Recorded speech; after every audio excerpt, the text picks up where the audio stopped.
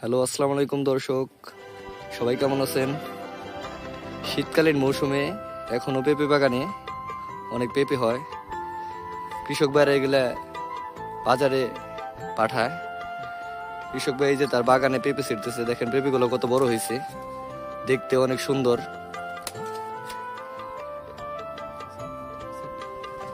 বড় গাছগুলো থেকে পেঁপে ছেঁড়ার জন্য মই ব্যবহার করা হয়, যাতে পেঁপেগুলো কোনো ক্ষতি না হয়। পেঁপে ভাই এখন কত করে কেজি বিক্রি হয়?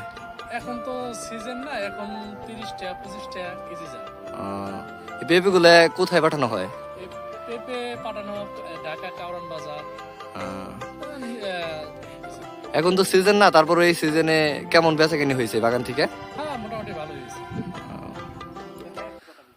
দর্শক, ইচ্ছে করলে আপনারাও এভাবে পেঁপে চাষ করে অনেক লাভবান হতে পারেন, কারণ পেঁপে চাষে অনেক অনেক প্রফিট পাওয়া যায়। ভালো থাকবেন সবাই।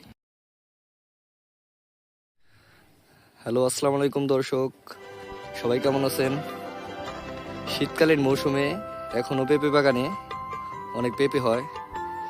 কৃষক ভাইরা এগুলা বাজারে পাঠায়। কৃষক ভাই যে তার বাগানে পেঁপে ছিঁড়তেছে, দেখেন পেঁপেগুলো কত বড় হয়েছে, দেখতে অনেক সুন্দর।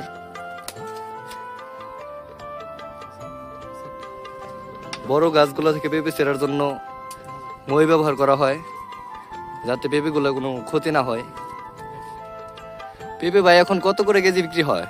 এখন তো সিজন না, এখন 30 টাকা 25 টাকা কেজি যায়। এই পেঁপেগুলো কোথায় পাঠানো হয়? এই পেঁপে পাঠানো হয় ঢাকা কাউরান বাজার। এখন তো সিজন না, তারপরে এই সিজনে কেমন বেচাকেনি হয়েছে বাগান থেকে? হ্যাঁ, মোটামুটি ভালো হয়েছে। দর্শক, ইচ্ছে করলে আপনারাও এভাবে পেঁপে চাষ করে অনেক লাভবান হতে পারেন, কারণ পেঁপে চাষে অনেক অনেক প্রফিট পাওয়া যায়। ভালো থাকবেন সবাই।